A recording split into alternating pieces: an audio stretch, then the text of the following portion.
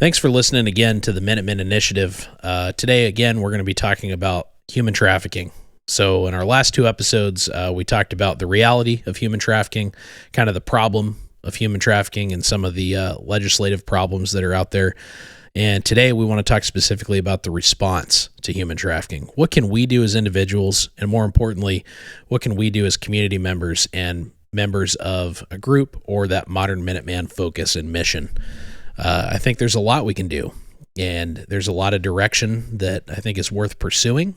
So today we're going to talk about that. We're going to talk about what to look out for, how to be involved, and how we can help aid and assist community programs and local law enforcement and other things like that in actually keeping this stuff out of our communities. So really hope you guys enjoy the episode.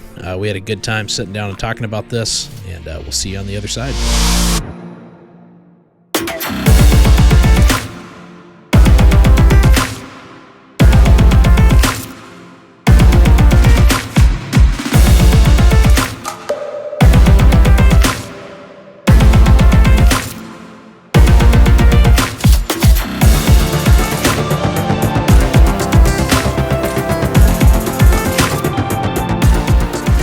All right, man. Welcome back to just the standard. It's just me and you. Standard, yep. Yeah. It's a different vibe, dude. Yeah. I kind of love it. It's easier to flow. You don't have the weird, off the wall, whoa, wasn't expecting that. I don't have that weird, Not saying that guests have that all the time, but no. Occasionally you get. It's not the guest. I feel like it's there's this pressure I have that I put on myself, I guess, in a weird way, to make sure I'm keeping the conversation flowing and asking good questions. Yeah. I don't know. I think we both kind of do that, but You definitely carry it. Well, you're doing other things. You're I feel like you're managing sound levels that you're not used to and different things like that. Yeah, because not everyone knows how to talk in the mic, so yeah, I feel like that's a whole nother aspect that's behind the scenes. Right. Yeah, there's a lot of constant, behind the curtain conversation. Yeah. Or what am I trying to say? Nonverbal. Yeah. You're doing nonverbal stuff, raise the mic back up to your mouth. Yeah. Stuff like that. Or just adjusting the sound on my board over here, Yeah. Yeah. I do that too. For sure. Yeah.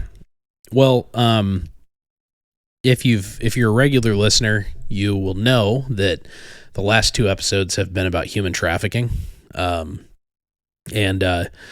this is going to be our third and final, at least for now, at least in this part, kind of branched off into a little mini series, if you will, about human trafficking and dealing with that and getting more involved. So this will be the final, kind of the final one for now, and until we, I'm sure it'll come back up later. We plan on being a lot more involved in it locally, but we're going to go out and put some things to work. Some of the things that we're going to talk about today, we've already started working on and implementing, and we're going to kind of share with you guys now, things that we think the modern Minuteman can do to be involved. And actually, furthermore, I think it's something personally that that is such a good mission for the modern Minuteman. Reason being is because it's an existing threat right now. It's thank goodness our communities aren't actually under attack by a more conventional threat, but they are under attack by this threat. Yeah. I think it's a little bit of it's just a duty to your community. Yeah. Also, there's the whole aspect of as things become more and more accepted, community, there's no guilt behind certain things. Yeah. I can't really explain that well, but I guess because people aren't getting called out on the things they should be ashamed of, and this goes beyond human trafficking and pedophilia and all that stuff, but because people aren't getting called out and put in the spotlight by their community, then it's kind of flying under the radar. And I feel like there's nothing to keep them in check besides like law enforcement. Yeah. Yeah. As morality becomes further degraded, that standard of what's right is falling farther and farther away. Yeah. So yeah, exactly. I agree. I think people, care less than they ever have before about like sexual crime. Yeah. And, which is, in my opinion, is one of the worst. I mean, some of the stuff that I've learned recently and we've learned has been eye-opening, and it's something that I think people are learning more and more. Like there's a lot more knowledge out there now than there has been, but the reality is that the numbers are higher than they've ever been. I mean, it's getting worse and worse. It's not, this is an area, like a lot of areas in society are better than they ever were before. Yeah. Like generally, the world we live in seems really bad right now, and it is in many ways, but by and large, it's a nicer world to live in now than it was 100 years ago. Not the case when it comes to human trafficking. There's actually more people in slavery today in general, like even just looking at the labor trafficking, not even sex trafficking, because human trafficking is broken down into those two categories. But just on the labor side, there's more people sold into slavery today than there ever have been, ever. And that's a pretty crazy statistic because that's not widely known at all. But yeah, just labor trafficking in general, or labor like slavery in general, is worse than it's ever been. And human sex trafficking is insane. I mean, it's gone out of control globally, and it's very, very much in our face as far as our communities go. And then, child predators and stuff like that are also on the climb. They're more aggressive and more bold than they've ever been, and the numbers increase there as well. Yeah. So, yeah. Yeah, it's not just like, because before it seemed like it was like a crime of almost like a crime of opportunity, the pedophilia side of it. Mm-hmm. Like it was like a lot of family members doing it to nieces, nephews, children, Mm-hmm. however. And now it's like you see way more teachers and coaches and people that are put in positions to be like supposed to be like taking care of children. Yeah. And it's like they're going out of their way to like abuse people. Yeah. And it's not like we're saying that it hasn't been there before. It's always been there. This has always been something that's been going on, but it's far more aggressive now and more widespread, and the numbers are the statistics are higher. I think some of that is probably because people understand it better now, and there's better reporting systems in place. But I mean, a lot of that's pretty clear. It's gotten a lot worse, and I think a lot of it also has to do with technology. The way technology has made it possible to be in communication with way more people than in past. Oh yeah, most definitely. But yeah, so kind of before we get too much further, if you're listening to this and you're kind of like, whoa, what? I encourage you to stop and just stop listening. No. Yeah. No, just never listen to us again. Just pause and go back 2 episodes ago. So I've got them. The title would be Human Trafficking and the Reality. And we did that episode with Brad Dennis, who is founder of Called to Rescue Ministries, and he's also the founder of The Shepherds, which is a nonprofit organization that goes all over the nation and helps track these people down. Specifically tracks down the victims. They help save victims. That's kind of their focus, which I think is awesome. They also get people arrested. I mean, they partner with law enforcement agencies all over, and they go like I said, all across the nation, helping families, helping parents get their kids back. They help rescue adults as well. And they are, I would say, among among the top subject matter experts in the nation right now as far as that kind of those kinds of rescue efforts go. So we had him on the podcast. He was up here teaching a class, actually, that I took. I had the opportunity to go take. It was a 4-day intense course that covered the reality of this, talked about, our local stats here, talked about national stats. It talked about all the trends, all the ways you can be set up better defenses against this kind of stuff, the ways that these child predators work and other types of predators work, all the ins and outs of the criminal enterprise of human trafficking, how that is all structured generally, and also not just the criminal enterprise, but just the small scale, pimp style human trafficking and how that works. And the reality of people being prostituted, which is something that was relatively new to me. I mean, I think a lot of people think of prostitutes as someone that chooses to do that, and the just the raw reality of it is that no, a lot of them are groomed into it and absolutely forced to do it. They have basic human rights held over them in order for them to keep doing it, and it's just immensely common down to the smallest of communities here in America. Basically stuff like, you won't eat, you will not get food if you don't do this kind of thing. Yeah. You won't get your bed tonight. A lot of them, they get them hooked on drugs, and get them dependent on their provision of those drugs. So there's a lot of that kind of stuff going on, which is really sad. But anyways, back to the class. Took this class, kind of learned a lot of these things. So he was Brad Dennis was kind enough to spend some time kind of talking about the numbers. So if you really want to know some of the statistics, he didn't get into we didn't have enough time to go super deep on it, but man, I feel like the stuff he shared is pretty amazingly raw and eye-opening.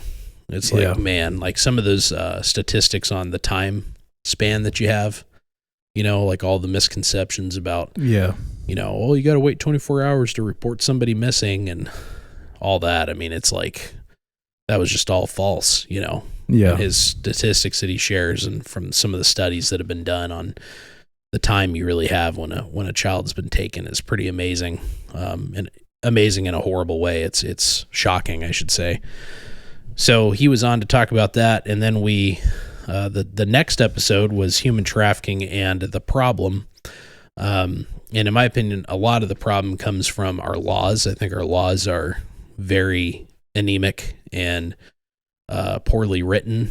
I mean, what is as recent as 2020? We actually finally got a federal law, which is so recent. I mean, it's just kind of mind blowing.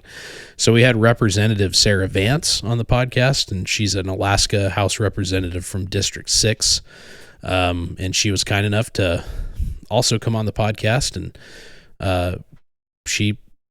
we had a good conversation with her and specifically about Alaska, kind of where our state's at, which I think is important because Alaska's the worst state for human trafficking and sexual abuse, which is unfortunate. It's pretty disappointing.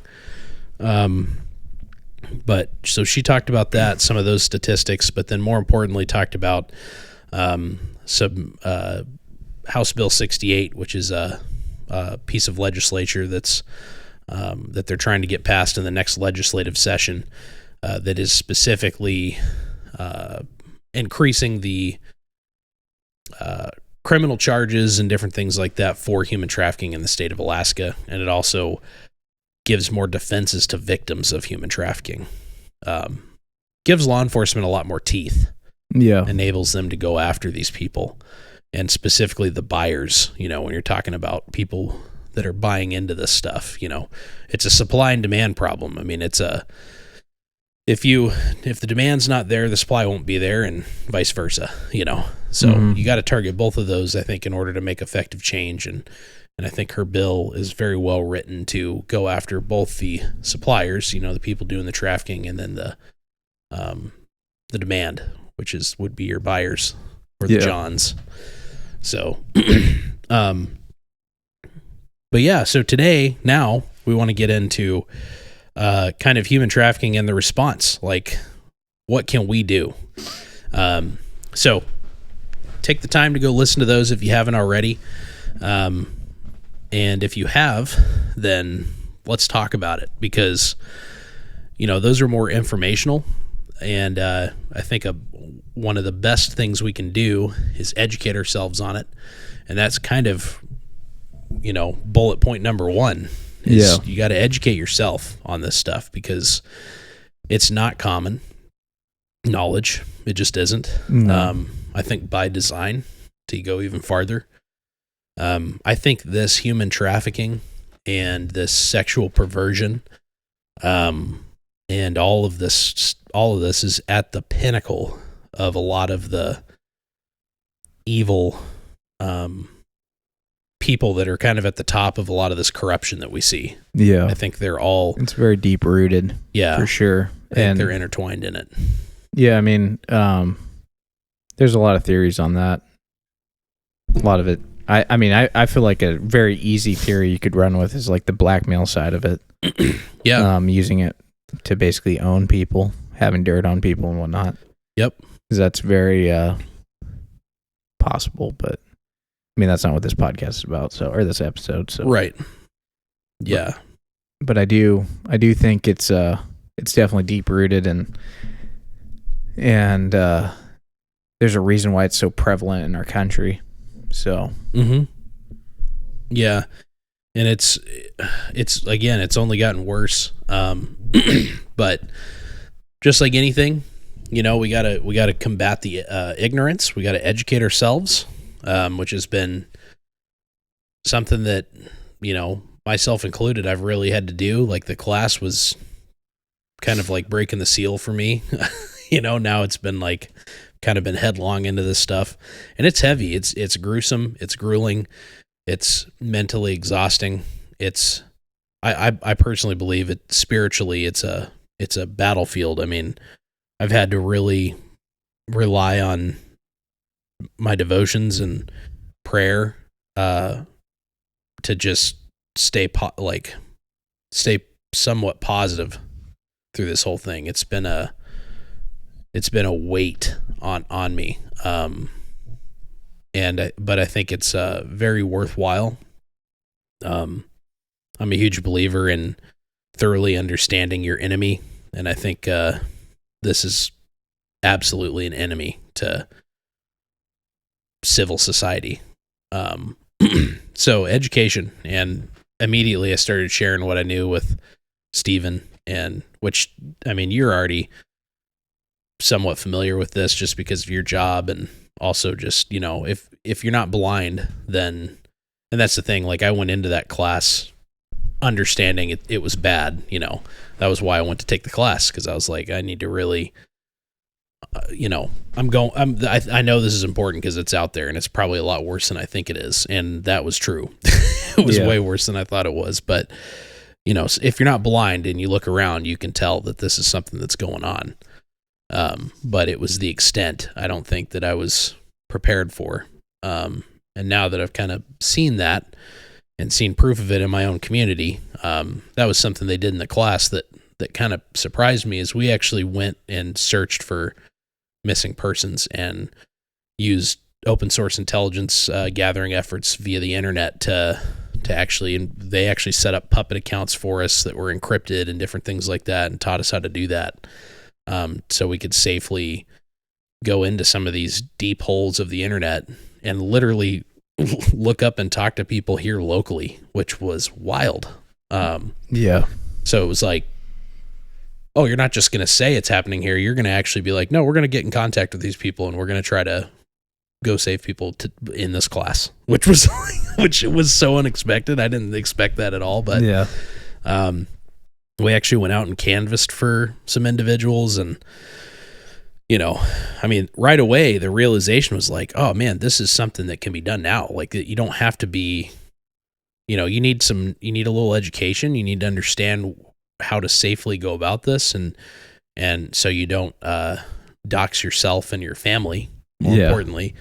But absolutely something that if you have a core group of people and you're, practicing kind of Minuteman disciplines, if you will, something that can be done. So before we get into any of that, I think right away I want to get into what can you do, and what can you do for your family, and what can your family do? I think that's a great place to start. So education, we've already been talking about that. You just have to understand it. You can start with things like the podcast, use the podcast, those last 2 episodes, use those as springboards if you don't know where to go. Like, there's a lot of resources we covered in there and a lot of references to studies, and there's tons of links that we put down in the descriptions of those. But I think understanding that and really being aware of the reality is important, because right out the gate, the first thing you got to start understanding how to look at and what to look at is your own family. Yeah. And that's like so sad that I have to say that, but it is a huge, massive number of these kids, especially when we're talking about kids that are sexually abused or even kids that are brought off into trafficking. It's someone they know or someone that is in the family more often than not. Yeah. Which is just insane. Also close friends, and I'm not saying be super skeptical of everybody you come across, but I'm kind of saying be super skeptical of everyone you come across. Yeah. And start by looking at your family. Always be on guard. Yeah. It's never, you don't have to treat them like they're like bad guys right out the gate, Yeah. Treat them normal, but definitely learn how to read people and just talk to people. You're going to know a lot by just having a conversation with people. Like, if you have in-laws or whatever, and you don't really like them, it's like, well, you might want to get to know them, especially if they're like watching your kids and stuff. Whoa, dude. Dude, my voice is just going away, dude. Is it? No, but yeah, and trust your gut. Like, if someone gives you a weird feeling, even if they're a family member, like, I know that, family's family, and I think a lot of people use that, but like, this is a hard one for me, because we have a super close, you and I come from a close-knit family. Yeah. And we all genuinely know each other very, very, very well. But where you can apply this would be like relationships with in-laws and stuff like that. Yeah. And I'm not saying that about myself specifically. I'm just saying that, I think that's a good example for someone like you and me, and maybe others like us who do come from a really close-knit family. Like I will 100% trust my kids with you. Yeah. And you're, I would hope you're vice versa. No, I'm just kidding. Because, a big indicator of that is I see how you are with your kids. Yeah. And it's like, yeah, that's what, going back to just actually be aware of what's going on. Yeah. Get to know your family members if you don't know them that well. Mm-hmm. Watch things. Like, if you see something that's a red flag, then note it. Be like, well, maybe I need to look into this more and figure out more about this, because there's something here, Yeah. Like, there's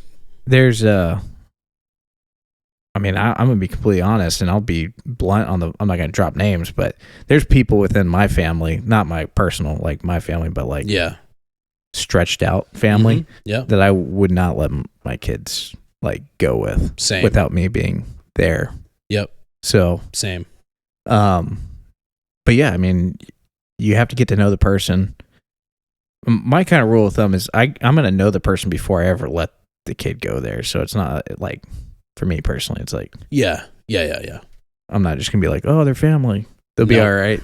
Like, I gotta have a good level of trust, and I'm the same way. Like, for my wife, if she for whatever reason doesn't for instance, this isn't the case, but for whatever reason she didn't want our kids hanging out with you, because she didn't know you well enough, like earlier, before were like, had kids and stuff, like that could have been the case, because we, well, it would have even, I don't know, it's weird. That's not really a good scenario because she's known you for way before we ever had kids. So, but I'm just saying, like, if she hadn't, then I would let her get to know you before I was just like, oh yeah, he's good. Like, I would let her have that same amount of time.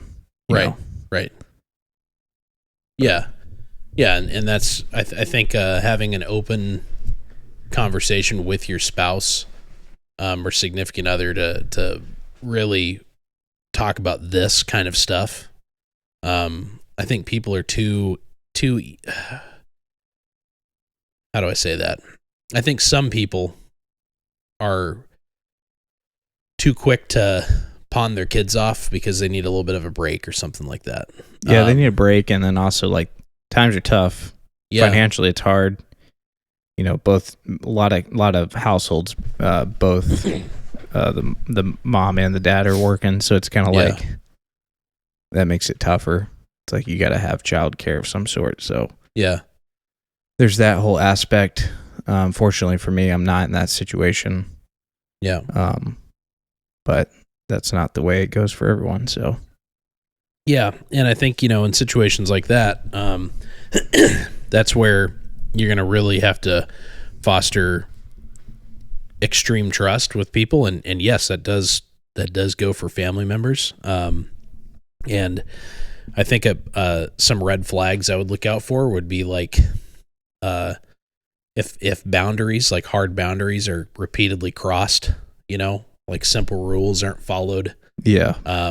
Things that you indicate to those family members, like these are non-negotiables, like these are things that are important to us that are done. Yeah. If those things are kind of willy-nilly, those lines are crossed, that to me right away is like would be worrisome. Yeah. So that's because I was just thinking about it, and I was like, well, what are some things that people should look out for? That would be one. Another one would be, and this might sound weird because it's family, but if there's too much pushing as far as like alone time with that child, like to the point to where it's out of place, like that might be benign, but that's something to at least pay attention to. And then there needs to be people that if you feel weird about somebody, a family or a friend that, maybe right now in life they've been allowed to be around, but you've compromised your intuition a little bit, where you're like, man, something seems a little bit odd.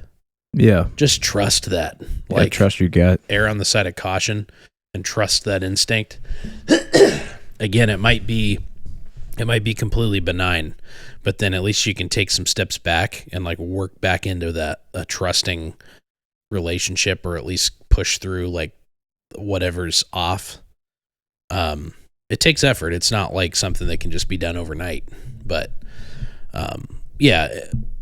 I don't really want to spend too much more time here, but it's just the reality. Like, the statistics are glaringly obvious, and just look up some stories every single time. Every time.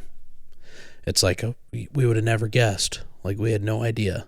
Yeah. It's every time. Like, it's not like, well, yeah, old Uncle Fester was, or whatever. It's like, we kind of knew. It's like, no. Because if you kind of knew, you wouldn't let your kids go over there, or you know what I mean?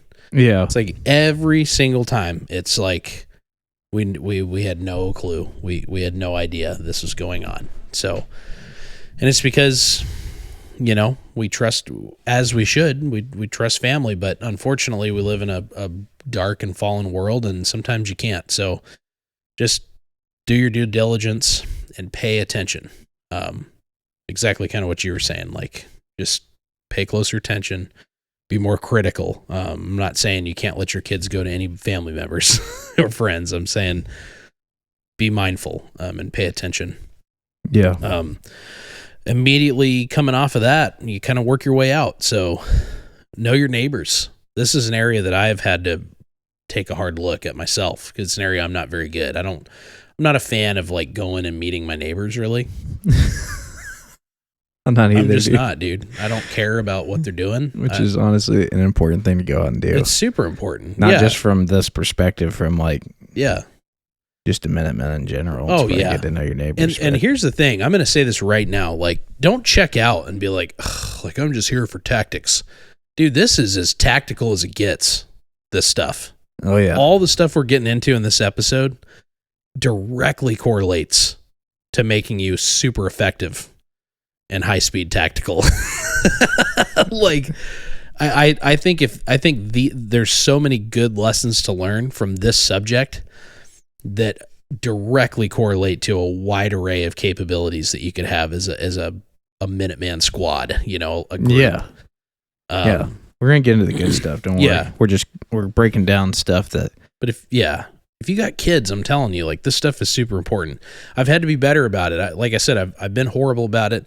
But now that my kids ride bikes and want to play with some of the neighbor kids, I was like, well, I got to get out there and meet some of these neighbors, Yeah. I got to at least go shake some hands and look in some eyeballs. Dude, you can learn so much about somebody by shaking their hand and looking them right in the eye and saying your name, what's your name, and dude, I got a weirdo 2 doors down, man.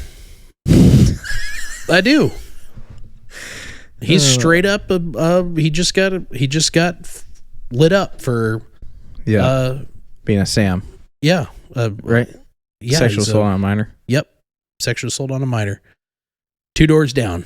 My kids played with his kids, and He can come out to see me, dude. He's probably already out. Well, no, he's on ankle He's monitor. out on parole right now. Just trash. He's on parole. He's on a third party or something, I think. I don't get that. I don't but either. That's a whole different topic, dude. But, dude, he don't come out of his house, I think, because he's been in the paper and all kinds of stuff.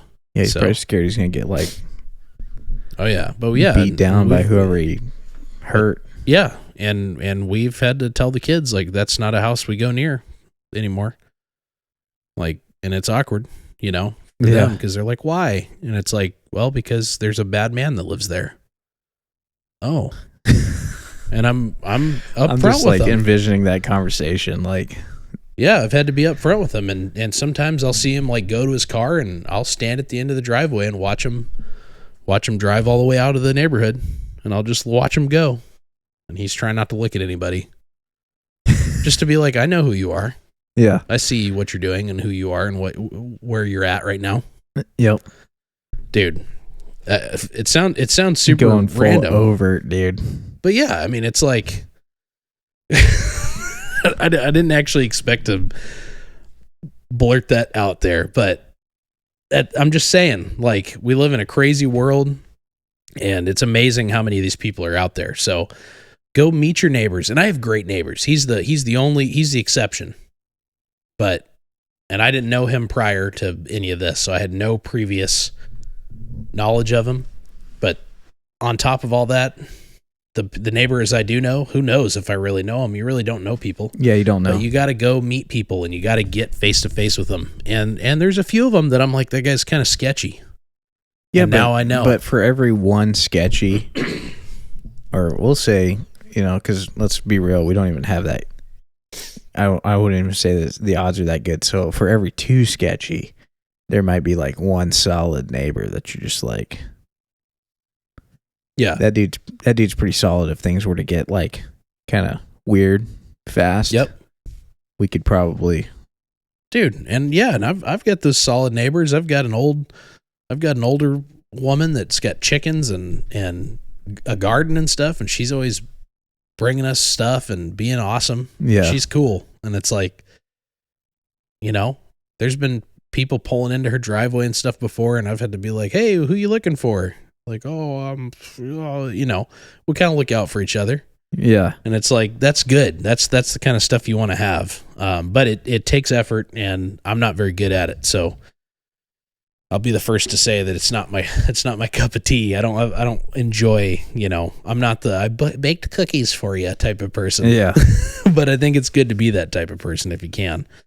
The next thing I'd say, and you might be able to speak better to this than I can, Stephen, but look up that sexual registration list, that sexual predator sex offender registration. Yeah, dude, You'll be blown away how many people are on that thing. That's just people that have been caught. Yep. Dude, there's so many people right in my little neighborhood that are on there, but you can click on them. You can go to it. You can look up exactly what they did, what they got convicted of, and if they're active or not, because they have to like update it. Yeah. In some way. Yeah, you get charged if you don't. Yeah. Is there any other details you know about that might... As far as what? Just like what the requirements are for it. So like if they... anytime they're arrested, they have to get re-registered.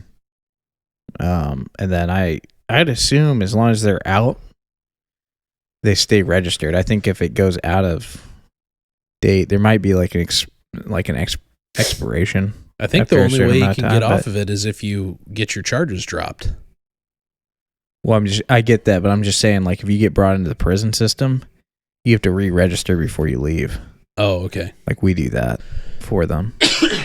Okay. So, like, they can get hit with new charges if for whatever reason they get out without getting that done. Yeah.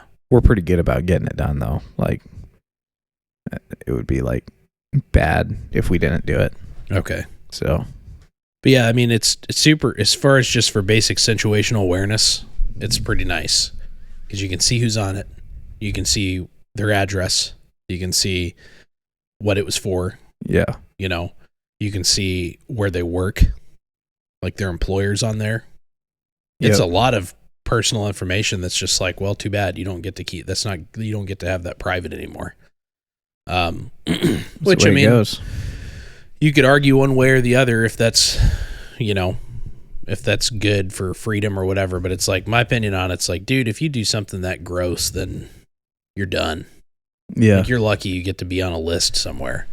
You know what I mean? Like, yeah. Dude. Yeah. So look that thing up.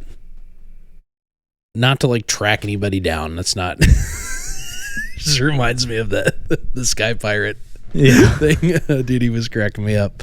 But yeah, just for your awareness, so you have that information, and you know where they're at. Get eyes on them.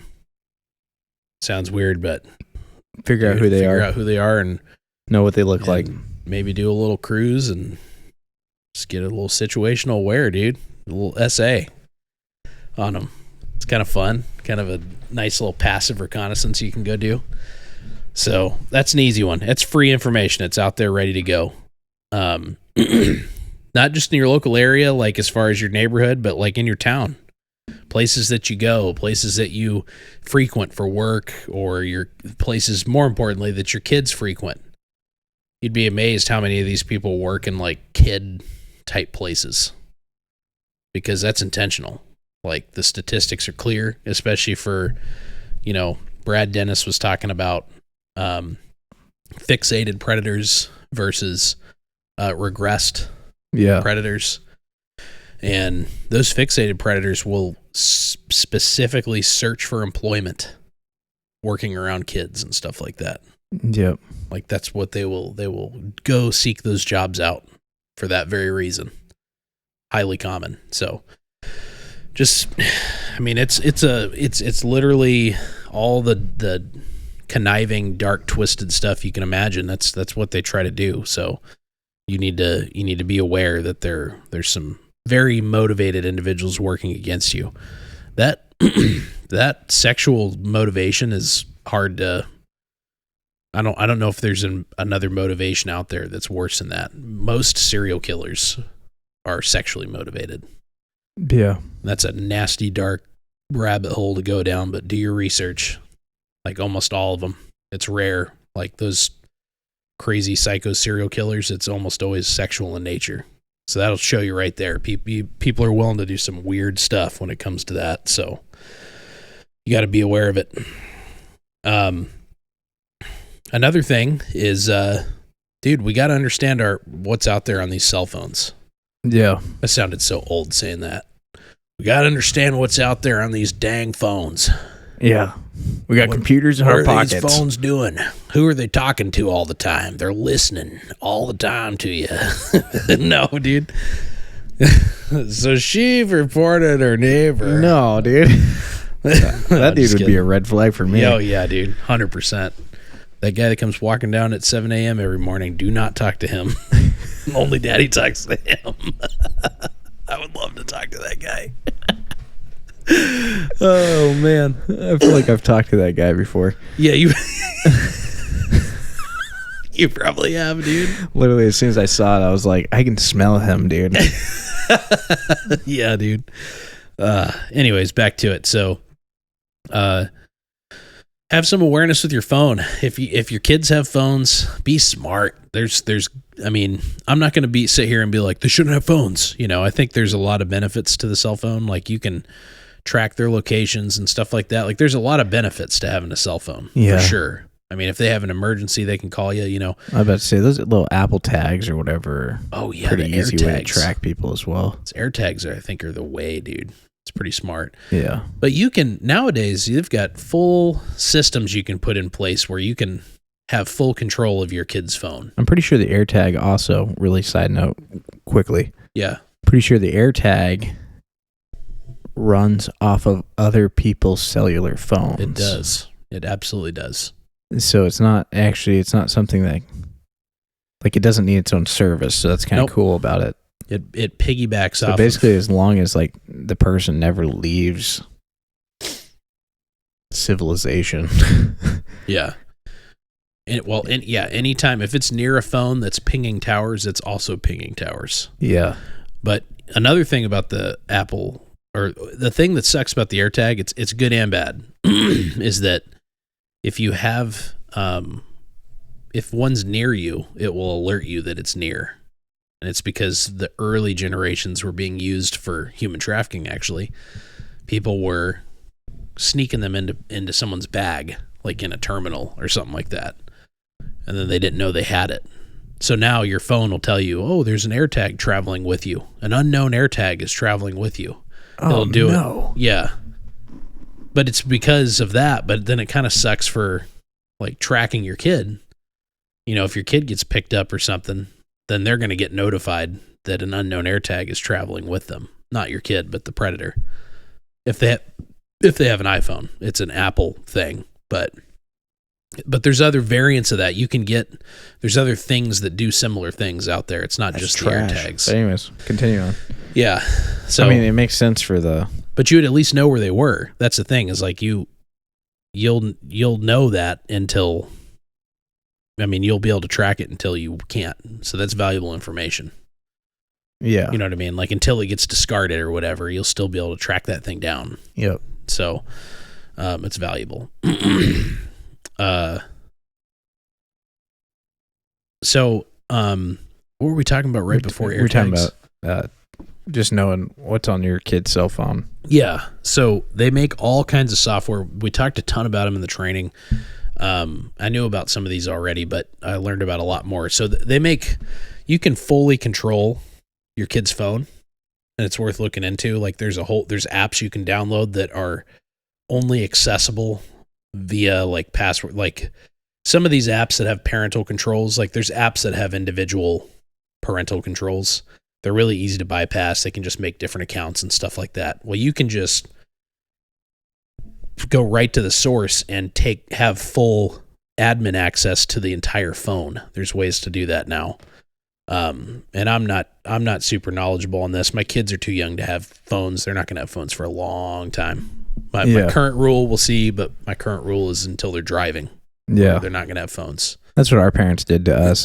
Yeah. And we've turned out fine. We weren't freaking out. I remember being like, well, everybody else has cell phones. And our parents were just like, well, we don't live like everybody else. Yeah. We're just like, oh, okay. But anyways, so we'll see. I mean, it's harder now. Like, obviously when we were growing up, cell phones weren't a huge part of culture like they are now. But cell phones kind of like, no, texting was like the, remember it was like you had to type the razor. Yeah, dude. It's not like where you had like no videos and stuff and all this TikTok and whatever. What? I don't know. Just feel like I sound like an old man in this podcast. That's all right. You got that TikTok and the the Snap app crap. Anyways, No, so the no, but you can take full admin control of your phone. So look into stuff like that. There's also like messaging software where it's basically like it's like pulling a China, and you just install malware on your kid's phone, and it'll pick up on keywords and stuff. But it's actually pretty cool. So you can like put all these keywords in it, like anything sexual and like babe and like weird stuff like that. And anytime those words are used in a text back and forth, it'll flag it, and you'll see what that message was. So there's things like that you can do. Whoa. Yep. You can set it up where every text that's sent and received is tracked, but that'd be kind of wild. I feel like you'd get tired of getting alerted because kids text a lot. Yeah. So, but yeah, look into games. There's all kinds of games. Like, I'd never heard of it, but Representative Vance brought up that animal cracker or whatever. Animal jam. Oh yeah, that's what it was.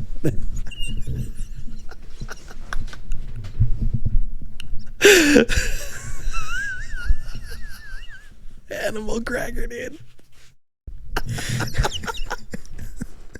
It's not funny, but I mean it is. But anyways, there's some kind of app. It's called Animal Jam, I think is the name of it. Yeah. Sorry. Oh, dumb. Anyways, that app. We're laughing at ourselves right now. Yeah. We just sound sounds so boomery and fuddy right now.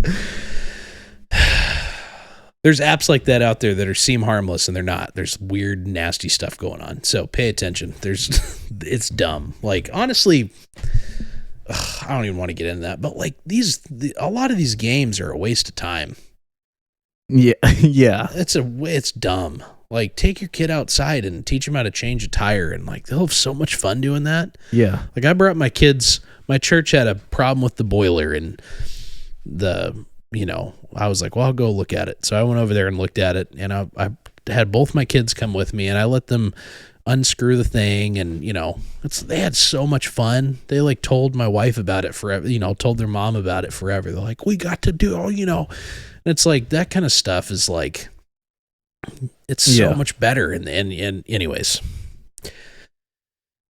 so you don't need to have your kids diving headlong into these devices. And I know it's nice because, they get a break, or you get a break from them. And I get it, man. Like, sometimes kids are just going crazy and you're just like, shh, stop it. But at the same time, it's like we only have them for short periods of time. We got to protect them while we have them. And I truly believe these, what was the analogy that Brad used? He said that these kids, or it's like the equivalent of letting these kids go shut and lock their door with a child predator if they have these phones. Yeah. And he also said that the phone is the new creepy white van, basically. Yeah.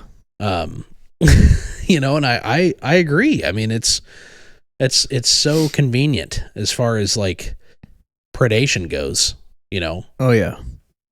Kids are just they don't have the survival instincts. They don't have they're just not grown yet. They're not mature enough to understand when they're being manipulated and things like that. So anyways, we'll move on from that. Be smart about it and really pay attention to it. Another thing is like, I want to break this down a little bit because you hear it all the time, but make yourself a hard target. Make your family and your home a hard target. Well, what the heck does that mean? Well, there's a lot of things that you can do that'll do that. So here's some statistics for you. Just put a pull-up bar outside of your front yard and just start hitting some pull-ups, dude. Yo, dude. Let's go, Rocky. Dude. No, but there's some things you can do for sure. One of the biggest ones, like they did a study, and they brought this up in the class, and I'd heard about it prior to taking the class, but they referenced it in there, and even showed some interviews from some different predators and things that were like no-goes for them, things that would make them go the other way. And one of them was present fathers who they perceive to be a threat. And the statistics on that, they did a study and they asked, like all these different predators that were in jail. They're like, what would be something that you would avoid, or that would make you avoid a child? And they said, well, if they had a father that was there, around the house, like that lived there, Yeah. not like there all the time, but I mean a regular, not like a split household, a regular father that was there that I was at all threatened or worried about, it wasn't even worth it. I'd go find somebody else. Yeah. And I know that's not the case for everybody, but if you're listening and you're a dad and you're someone that, is involved in all this, then take that seriously. Own that role. Like, be that guard of your household. That's your job. Yeah. So, and I feel like, at least for me, that almost like not excites me, but makes me like a little bit more encouraged because, I mean, I'm not like the most like scary dude, but at the same time, I'm not a fragile fella either. Like, I feel like I'm pretty intimidating. Yeah. So, no, I just like it's good. Just because I deal with those types of people out at my work and I know how they are. They're just little wimps. I know how easily smashable they are, as I like to say. Yeah. That's like that. One of the guys in our group shared a picture of a guy. You remember that? Yeah. He said, watch out for this guy. Blah, blah. Hey, heads up, this guy, it was good. It was good intel. Like we try to always be good about that, sharing like, hey, found out about this today, or, oh, this guy's out and about. He seems a little weird. It was one of those things. And it was like, hey, this guy's gave me an off feeling. And he was at this place at this time. Here he is. I snapped a picture of him. He didn't, without him knowing. Here's, it was that kind of thing. Yeah. And Steven immediately responded and said, I know that guy. That's so-and-so. And he's often out at the old big house, and everyone's like, oh, okay. So they were kind of asking some information. And he says, yeah, just, if you have any problems with him, he's like, just like, I don't know. You said something like, just like get, let him know that he's not pulling that.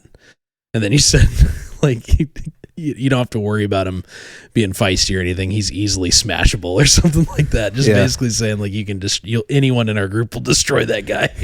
So yeah, but I can't remember exactly how he worded it, but it was just funny. Yeah, he's easily smashable. Definitely. I mean, someone on drugs obviously is kind of a loose cannon to begin with. So there's that as well. But yeah. So take that into account. Yeah, it's not like you're saying underestimate them. You're just saying like, best way to deal with them is to like, just don't back down from them. Yeah, like, kind of be overt with those types of people, Yeah. It's like they're going to back down most of the time because they're going to be like, oh, this guy's not having it. Yeah. And these little creep shows that are going after kids, they're just cowardly little French fries, dude. They're weird. Like, yeah. They all are. Like, after watching all the interviews and stuff, I'm like, these are all just a bunch of just impotent, pathetic people. They're just pathetic. They make me sick. Yeah, there's a reason why it's rare for those types of people with those types of crimes. It's rare for them to be able to be housed with just like the normal general population within a prison system. The ones that can are usually pretty bad dudes, not going to lie, because they've literally fought their way to the point that no one wants to mess with them anymore. Yeah. And they can handle themselves, and I've only seen that like a few times. Mm. But most of them are just like, I want to be in the protective custody. Because that's not that culture doesn't accept that type of crime, really, does it? No. Not at all. I mean, you hear about it in the movies all the time, but in the real world, that is true, correct? Yeah. Like they'll get destroyed if they're in there. Yeah. Yeah. They'll just get killed. Yeah. Dude, that's like that one guy that, I don't know. It's like a video that I've seen before. It's like a little clip I've seen before of that guy just admitting to killing that guy because he was talking about that crime, one of those crimes, and he just was talking about it, and the guy told him to shut up, and he wouldn't, so he just killed him. It's like, dude. And he was just like, yep, that's what I did, and I'm not sorry about it, so I'll just spend more time in jail. Yeah, all it takes is the person in there on the right charges to to do something like that. Like, if that person knows you're not getting out, you got no other reason. Yeah. You're just like, well, I'm going to take this person off the planet. Dude. Yeah. So anyways, get back to the actual point here. We went down the trail there for a little bit, but being present, being around, like something I'll do. And if I've had it happen this last summer, beginning of this last summer, I had a Dodge pickup like that kept stopping randomly. It kept stopping like right, pulling off the road a little bit right in front of my house, like, and just stopping and sitting there. And my wife told me about it the first time it happened, and I was like, what? And it just so happened that when she told me about it, I was on my way home and I was driving. I was like, she's like, there's just a car just sitting out here. It's been there for a while. And I was like, what the? So I just like sped up a little bit. I was like, I'm actually almost home. So then I see it sitting there. So I drove past it and flipped around and like drove right up behind it. And as soon as I did, it cruised off. Yeah. I followed him for a long ways because I was just like, I got his license plate, and got all that. And, so, anyways, I just had a weird feeling about it. And the fact that I was talking to my wife and she's like, yeah, no, it was for like, I don't know. I noticed when I noticed it, it was like a good almost 20 minutes of it sitting out there. And I was like, what the? So I actually called it in. I was like, yeah, this car's been just sitting right out. Like, it's not like it pulled off. Like, there's no pull off. It's just like a little cul-de-sac driveway or like a little road, so it was very weird. It's a weird place to stop. Like, it doesn't make sense to stop there. Yeah. So I just called it in. I just called the non-emergency dispatch number, and I was like, yeah, it's sitting outside my house. And when I pulled up to get out and confront him and just ask if he was lost or what was going on, he like sped off, he did drive off kind of weirdly. They're like, okay, we'll look into it. Well, then literally like 2 days later, I was sitting, I was walking through my house and he was sitting out there again. And so I just threw on my little Crocs, dude. I just crocked up the feet and just smashed straight across my yard, just right up to him. And dude, I caught him so off guard. And he jumped and like looked at me. And I was just like talking through, he didn't roll the window down, but I was just like talking to him through the window. Yeah. I was like, what's going on? How can I help you? And he was just like, he rolled his window down. He's like, what's happening? And he just had like all this like smoke came out the window, and it was like a vape or whatever.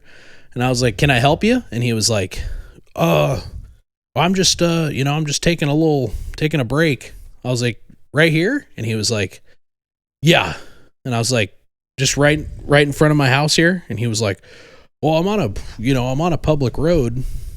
And I was like, yep, you are, but it just seems like a weird place to stop. So I was just checking on you to make sure you weren't sleeping or you needed help or lost or something. He was like, no, I'm good. And then he like cruised off, and I think it was benign. He lives back in there. I see him every once in a while, but he's never stopped there again. So even if it wasn't benign, he knows that that's like not a place to hang out anymore. Weird place. Isn't it weird? Literally right. Like if you're standing on my front porch and you just looked straight out at the road, just right there. Huh. Isn't that weird?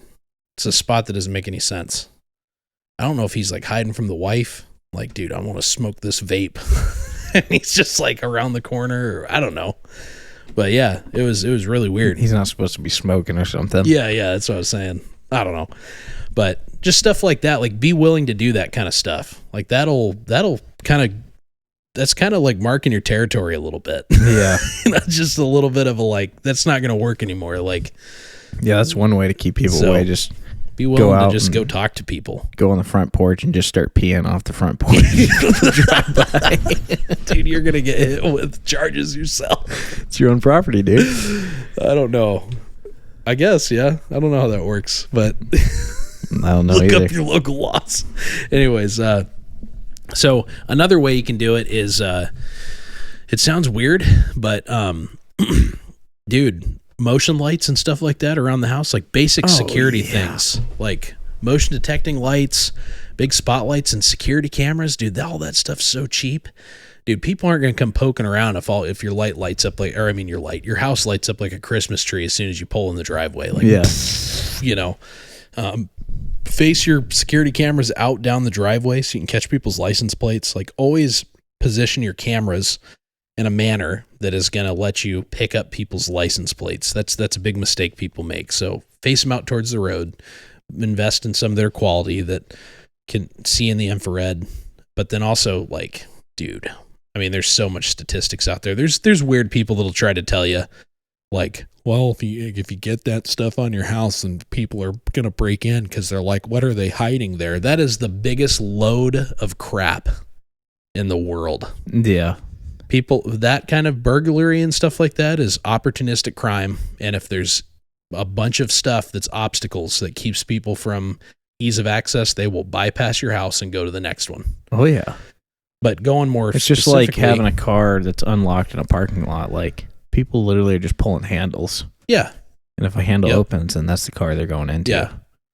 Yeah. All this weird stuff that people have in their heads about, like, it's like the same mentality of like, well, I don't put any attachments on my everyday carry gun because then I'll, if I have to shoot somebody in self-defense, then they're going to say that I was trying to be an assassin, or like whatever these weird mentalities are that people have. You know that thing? Yeah. It's like, no, dude, stop. Yeah. Anyways, there's no, the data is actually very opposite. If you invest in good security measures, you're going to be less susceptible to stuff like that. I'm not saying it doesn't happen. It absolutely does. I'm sure there's criminals out there that's the houses they look for. Sure. But it's not common. It's not like the norm, Same thing for predators. Like, make it very apparent that you care about what's going on and you're aware of it. And these are things you're paying attention to. Things like things like cameras and motion detecting lights, and just that stuff screams that, like, oh, this house is not a good option. I'm going to move on because these people don't want to be caught. No. Yeah, and then the other way would be to educate your family of, like, what dangerous stuff looks like. Yep. And have them understand that, well, sometimes it's time to go back to the house. And if your kids respond, like, as soon as a weird stranger's like, hey there, buddy, like, you want to come check out, if your kids are just like, no, and they just, like, run off in the other direction, and they're like, Mom, there's a weird guy out here that's, like, that stuff is going to make it way harder for anybody to get anywhere with your kids. Yeah. So, none of that stuff matters, though, if none of these things matter if you don't have conversations with your family and you don't secure things like cell phones and other electronics, that have access to the internet and stuff like that. If you don't think critically about that kind of stuff and secure those things and have at least do some diligence in those areas, then it's not going to matter how secured your house is, because that's where it's at. Yeah, now. they've already infiltrated. So yeah, let's treat that like you're behind enemy lines as far as the internet and stuff goes when it comes to kids. I mean, a lot of people are like, well, I don't come across stuff like that. It's like, yeah, well, you understand how to be safe on the internet. Like, you're an adult, and, well, I don't even want to say that. Some adults are getting wrapped up in this stuff too in the same way. So yeah. Yeah, this isn't just for your kids. This is also for yourself if you're just out there. For your spouse too. Yeah. Like, make sure you're having these conversations with your spouse. Like, this happens to people of all ages. I think just right here in Alaska, they said that the one of those nonprofits that helps people recover that are victims of trafficking, the age group of all the people they had helped, or the age range of people they had helped, was from 9 years of age up to 47 years of age. Yeah. That's all kinds of people. Yep. So, and I think probably the last most important thing that we can say to, for individual, like, what can we do individually and with our family, is spend quality time with your family. Yeah. Be there for your kids. If you're a dad, be a dad. If you're a mom, be a mom. Don't make your kid feel like they got to go elsewhere. Yeah. They got to confide in someone. Secrets are not okay. Like, don't have secrets don't teach your kids that secrets are okay. Like, I think it's a mistake. I really do. When I see, like, oh, like, let's keep this from your dad, or like, oh, let's keep this from mom, you know. Yeah. Like, I think that sets a bad precedence for your kids. It could be innocent. Like, I think some of that is innocent. It's like, oh, we're going to whatever. And I think the very minuscule, like, birthday surprise or something like that maybe is okay. But I'm talking about, like, oh, you know, I thought Daddy said I couldn't watch this movie. Well, that's okay. Like, don't tell him you watched it. You can watch it, or what, you know, stuff like that. I think they start to see that, oh, well, little fibs are okay in the family structure, and so it's nothing to be worried about. Instead, I think teach your kids, no, if someone's telling you to keep secrets, then they don't have your best interest in mind. That's what we've really tried to do with our kids. Is like, my wife and I always try to be on the same page. Like, we're on the same team in parenting. Because kids try to do the whole, well, mommy said, you know. Oh, yeah. Yep. If you have kids, you know. And we're always on the same page. And they don't do that anymore, because immediately I'm like, well, let's go talk to your mom and see what she said. And if you're lying, then that's something that we're going to talk about. Yeah. And then they're like, well, blah, blah, blah, you know. and then they're in trouble. So they know that right out the gate, that my wife and I there's no secrets between us, and they don't have secrets from us with one of them or anything like that. I think it's really important to do. And then also teaching them that, like, you know, if a family member's telling you to keep a secret, there's no secrets from mom and dad. Like, mom and dad aren't left in the dark on anything. No. And we've told our, like, you know, my wife and I have told our parents, you know, on both sides, that, like, that's not something that we do, and they know that, and they've respected that, so that's good. So anytime, I think that's a good guardrail you can set with your kids. But then also, you know, spending quality time with them. Like, I do this thing with my kids where I try to take try to take one out, at least once, or I try to take them out and just do something with just them, like just daddy time, you know, with them, kind of thing. Yeah. At least once a week if I can. It doesn't always happen.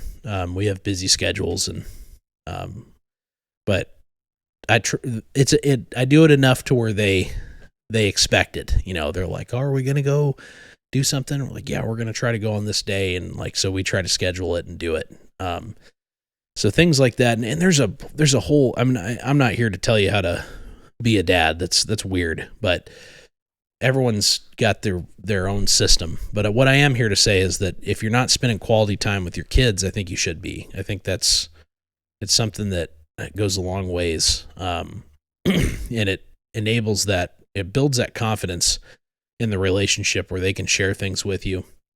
Another thing too is, you know, and this is a hard one, but if your kids should feel like they can share something bad with you without you freaking out. Mm-hmm.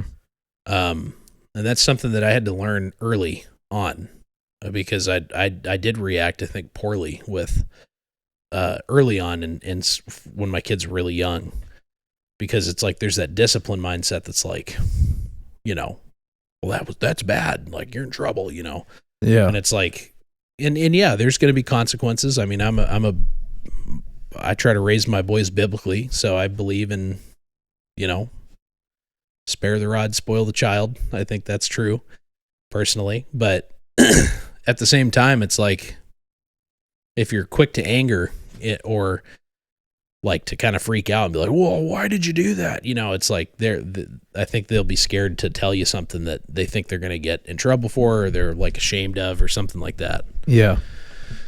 You know? Oh yeah. So those are just areas that I guess I'm just saying, be a dad, be a parent, like, try to be there for them. I think it's super important. I mean, that's one of the main things I got out of this whole thing was that these predators try to supplant the parent. They try to come in and take over the role of the parent and become the closest person to the child or to the person they're targeting. and it's all for selfish gain. It's all for their own interest, but that's what they try to do. And they also try to demoralize, and they come in and try to, break everything down. Going back to that study that they did with the predators, they said that like spiritual upbringing and strong sense of morals and stuff like that are rooted in the family are obstacles that they have to try to overcome. So that's another reason they would maybe try to look for someone that's not raised that way. So really important stuff there. Did you have any further thoughts on any of that kind of stuff? No. Okay. No. Okay, so I think beyond that, you get into community, kind of local, things going on in your local area. So, and there's more individual stuff you can do. I think those are really good places to start, though. You're going to figure a lot of this out just by educating yourself. But some things in the community I think that are really important is like look into what kind of local programs are in place for this specifically. NGOs, like non-government organizations, so nonprofits. There's a lot of them out there. Like we have quite a few here locally.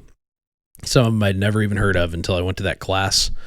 So, go look them up. Like get on the internet, figure out who's around, see where they need help. Like get in touch with these people. Like some of them do really cool stuff. Like as simple as, hey, we make these, we make these little, I think there's one here that does, I think they call them hope bags, where they like make bags for victims that just have like basic hygiene stuff in them, like clean clothes, stuff that they can, and they try to get them in the hands of law enforcement. So if law enforcement go and do these sting operations and take down these trafficking rings, they can hand these out to the victims. Because a lot of times these victims have nowhere to go after that happens. Because that's been their home. So they're just kind of like, well, I'm in my nasty clothes that I've been wearing for weeks. Yep. And working in, and it's like they need basic essentials. So just stuff like that.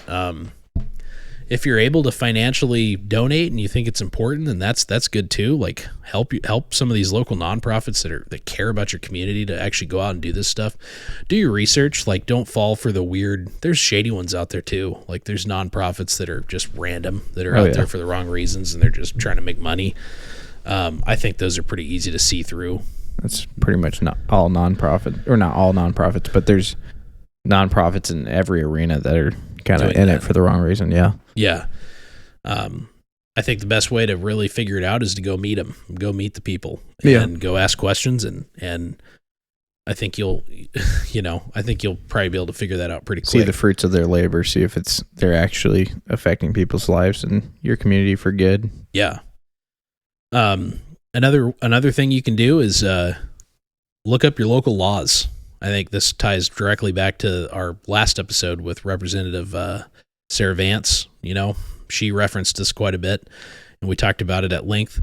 But just to kind of double down on it, like, what's your local laws? What are they? How are they written? Do they make sense? Are they at least up to par with the federal law, or are they better, or are they way worse? What's the local awareness on it? Like how's the state, or how's your local government responding to these problems? Are they, are there committees in place trying to look more into this kind of stuff? I mean, and I'm not saying that's the end all be all, not at all. 'Cause I think the state sucks at dealing with stuff like this, honestly, if I'm to be completely honest, but you get a good idea of where they're at, if it's even on their radar, or if they just don't care about it, depending on what's in place. Because it is happening everywhere. So if you got nothing going on, then it's like, well, there's a clear answer, Yeah. If there's stuff going on, then it's like, okay, well, at least they understand it, they acknowledge it, and they're working on it, So those are things to understand. A huge one is like look into your schools. Look at the school board. Like what kind of policies and programs are in place, and more importantly, procedures. Like, do your local schools practice preparation for like child abduction stuff? I mean, that is one of the top places kids are taken from, is the school. Yeah. That that is something that every single dad that has this mentality. If you listen to this podcast and you got kids, I would hope you're someone that's already paying attention to this. That was one of the first rings of questions I had for the school that we were going to send our kids to. I was like, what are your policies for this? How do you have security in this way? How do you know who the right parents are when they come to get the kids? Those are things I always want to know at any school that we've ever talked to. Yeah. Basic stuff. But if they're like, well, we just kind of know you, and we kind of, hey, it's like, no, like we need to have something better than that, and that could be a deal breaker for me. I mean, call me paranoid or whatever. This is prior to even taking this class. Now I'm like even more thankful for.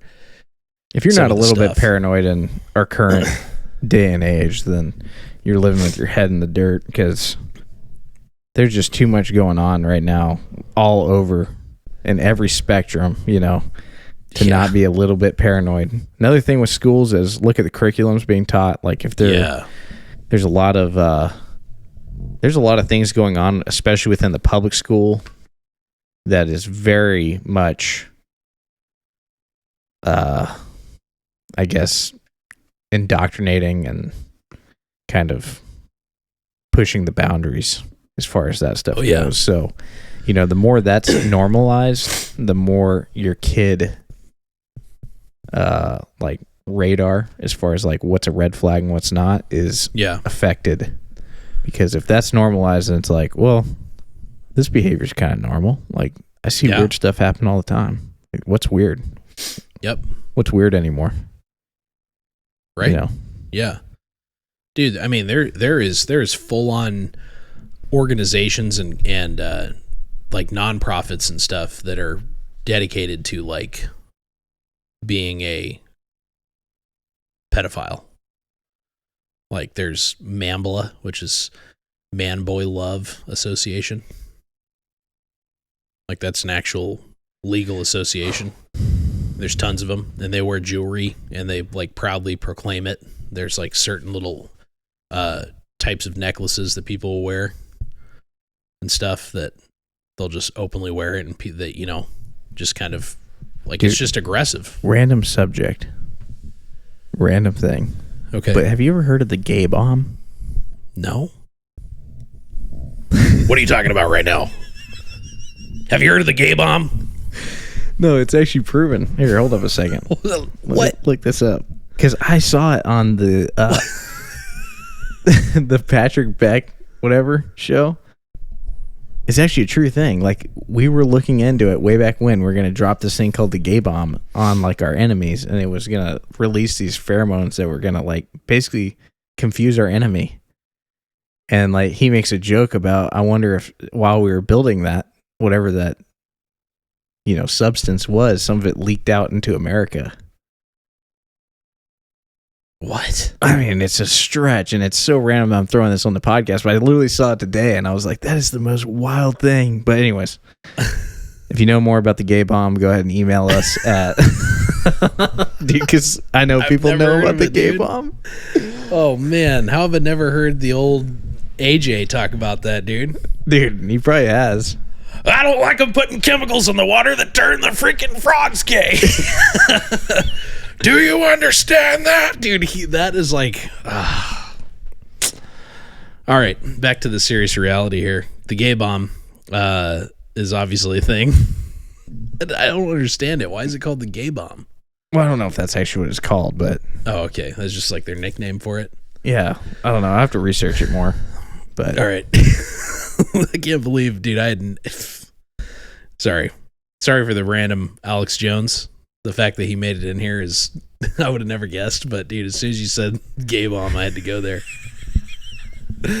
It's 100% something he would talk about. We got to add a little bit of our, our spice, our humorous flair.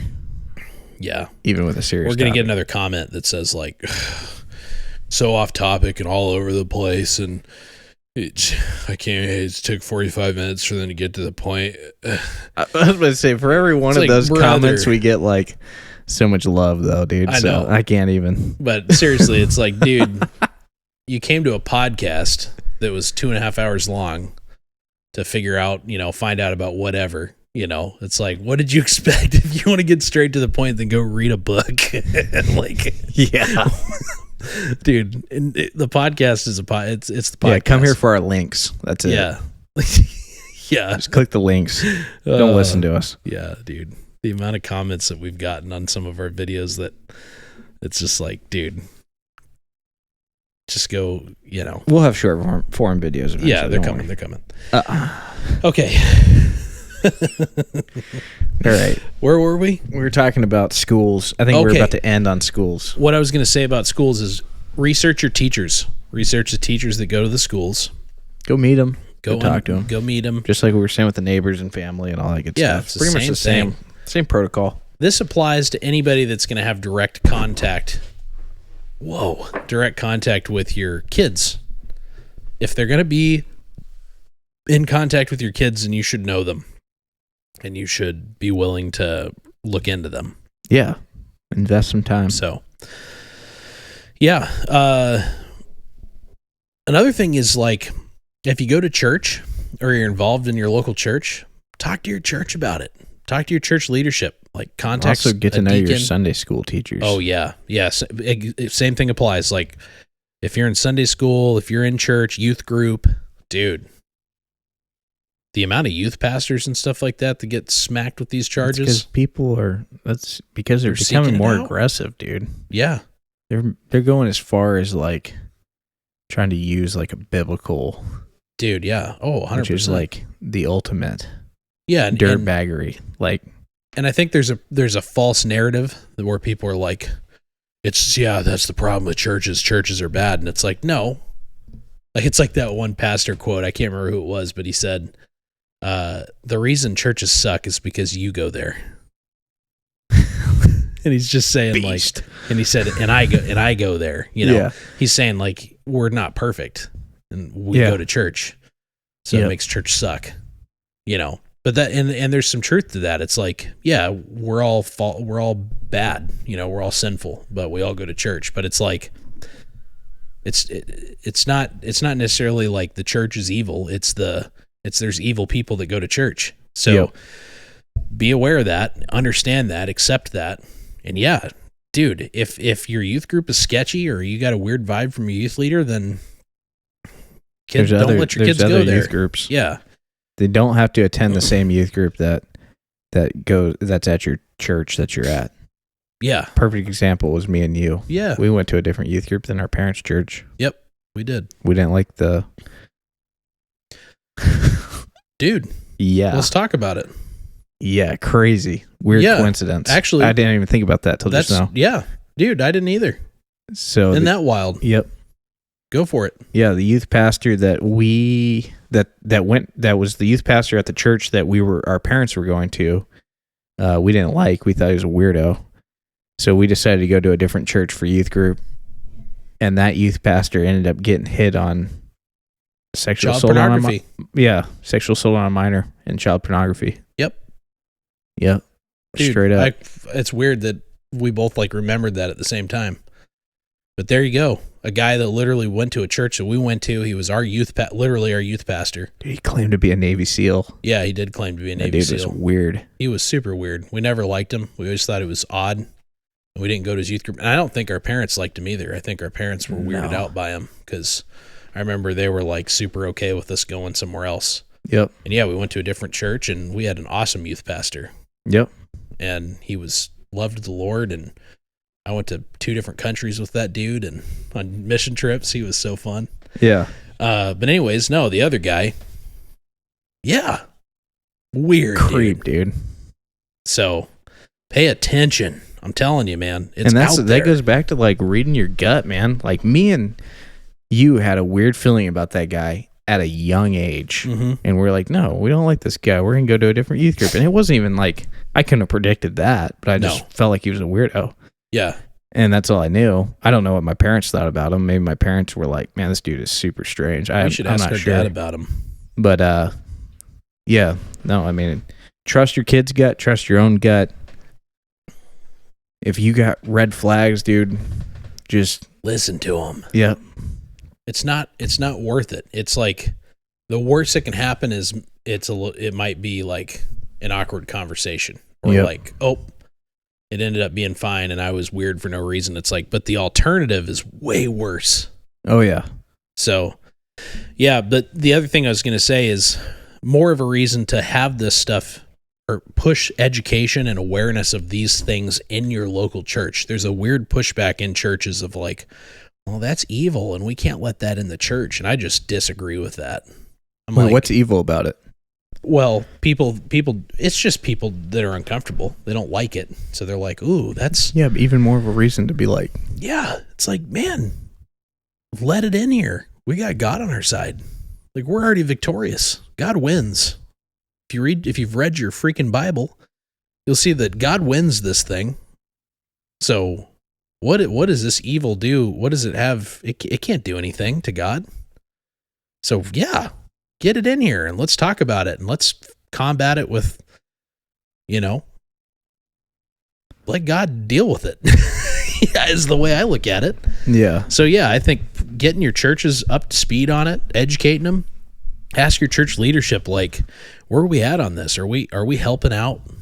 Are we supporting some of these organizations that are helping these victims? Are we trying to get these people are we trying to show these people the love of God, Yeah. So yeah, if you're involved in your local church, you're talking about the victims. The victims, yeah. I was just making that clear because the victims, yeah, the people that have been, because some of them feel like they don't deserve it. Yeah, and there's all that, and like they feel dirty and shameful, and it's like, no, like you need to. What better place to come than or what should be? There shouldn't be a better place. Yeah, unfortunately, churches have, I think, failed in this area, but it should be the best option for healing and support and guidance and love. Like, yeah, the church and the church family should be the ones that are helping stand these people up and give them their dignity back. Mm-hmm. And more importantly, teach them about the love of God and help foster that and help them learn what they need to learn so they can find that for themselves. Absolutely. So, that's not happening, I don't think, anymore like it should be. Churches used to be the pillars of community, and they're not anymore. So this is one area I think we can start to rebuild the foundations of those pillars. Is this like, getting away from this mentality of like, well, we need to be careful who we let in here, and like, no, it's like that's all nonsense. Like, we need to be helping people. That's what the church should be doing. So, yeah. Additionally to that, asking, what policies are in place, just like schools, for dealing with children kidnapping and all that. Just right up there with schools. I think churches are above schools actually, on the list of where children are abducted from and stuff like that. Yeah, it's the top 5 is, and I don't remember the order, but it's airports. What is it? It's airports, shopping malls, and like just stores and stuff.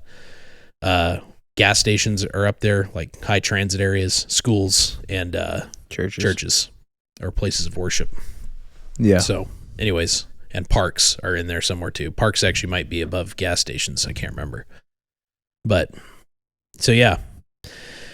So moving on from that, look up your local missing persons and see who's missing in the area. Yeah. That's something that I'll fully admit I hadn't done until after I took this class. I was like, whoa, I've never really thought to do that before. And that's I'm someone that's helped in search and rescue efforts looking for missing people in the past. Like, I used to help in search and rescue, and mainly we were looking for like cold case people, like people where they're trying to find bodies, basically. Like they'd been missing for years or whatever, but trying to find remains and stuff. But it's like, since then I've never thought to actually look up, well, who's missing in my local area? So look that up and see. You'll be blown away at how many people are out there. Even if you're in a small community, and that's an easy thing to be aware of and to spread the knowledge on. Yeah. So anything else local community wise you think would be important to kind of get people started on? Not really, no. I mean, yeah, I think all those things get you started in the right direction. There's probably other things that, you could think of, and good, everybody's situation is a little bit different. Oh, the only other thing I'd say too is if you look into the law side of things and you find it to be underwhelming, then get in touch with your representatives about it. Yeah. And maybe you're the person to get things started. Mm-hmm. A lot of these legislative acts, a lot of the legislation that happens starts with a random citizen talking to their representative. So, yep. All right. So now we're going to get into kind of the final section, which is talking about, well, what can the modern Minuteman do from that group perspective? So these are all things you can individually focus on. So your family, community. Well, now let's talk about like, all right, if you are somebody that thinks it's important to have a group of coordinated individuals, what are things you can do? So now we kind of get into the stuff that, I think is tactical. Yeah, the cool guy stuff. Right out the gate, the first thing I think you need to do is organize rapid response and fast alert standard operating procedures. You should already have it. And if you are or be working towards it, I'll say that. Yeah. It takes a long time to work this stuff through.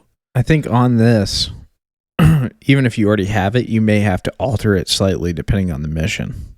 For sure. Yeah. So if you're going to start prioritizing this, then have a procedure in place for this kind of action, I guess. Oh, for sure. Yeah.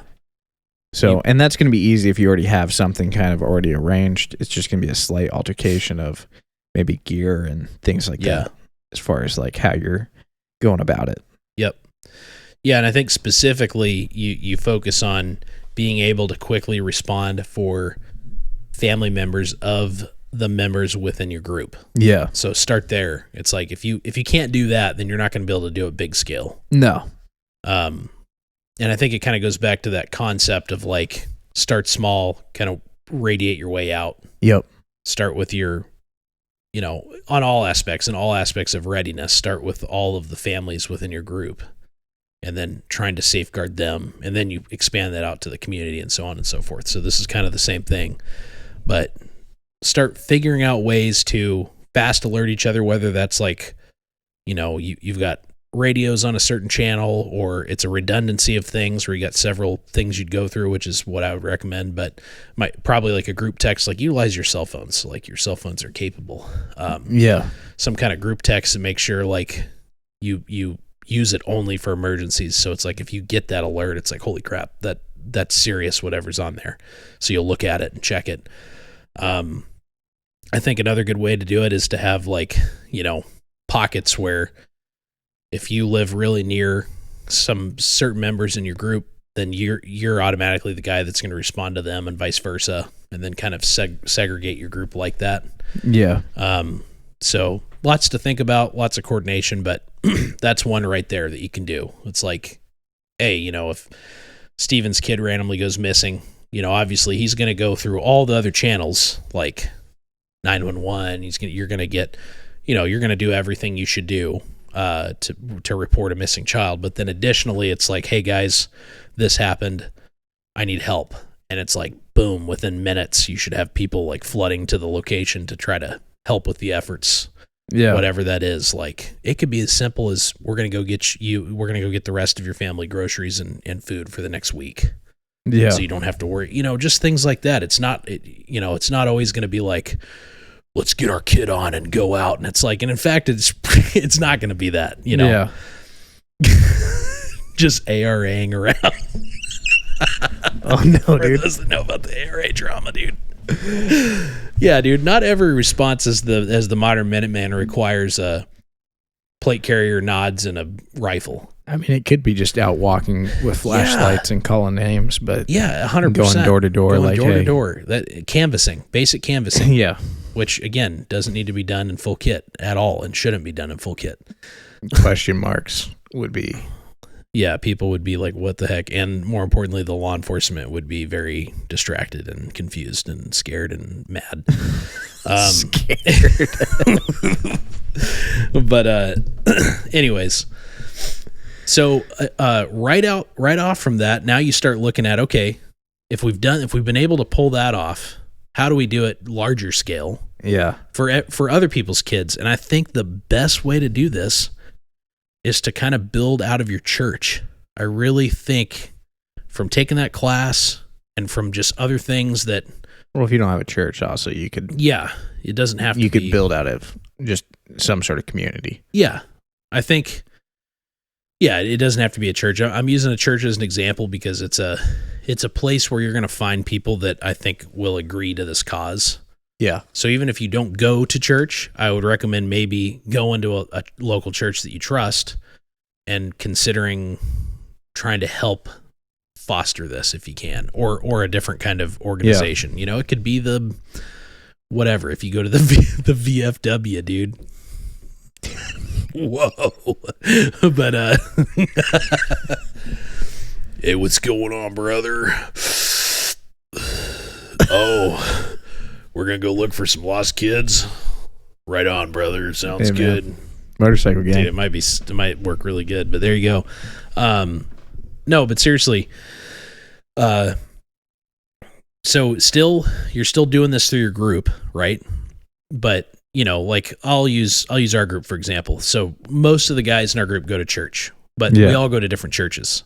So we can come up with some policies, and this is kind of speaking to things that are in the works. I mean, a lot of this is stuff where, you know, without getting too detailed, because just for operational security and stuff like that, there's things that like this that we're kind of pushing into. Yeah. And I think a really good way to do it is to implement these things via your individual churches. Yeah. Or at least like a small version of it. But then it's really, in a way, it's just a larger network of what you've already established and fine-tuned at a core level. Yeah. You're expanding your reach. You're expanding your reach, and then you're insulating it from that SOP. So I think that's important to say. Like, it's not like you're not gonna be like, all right, time to get initiated. You guys are gonna have lots of catching up to do. So better learn fast. Yeah, and then you're not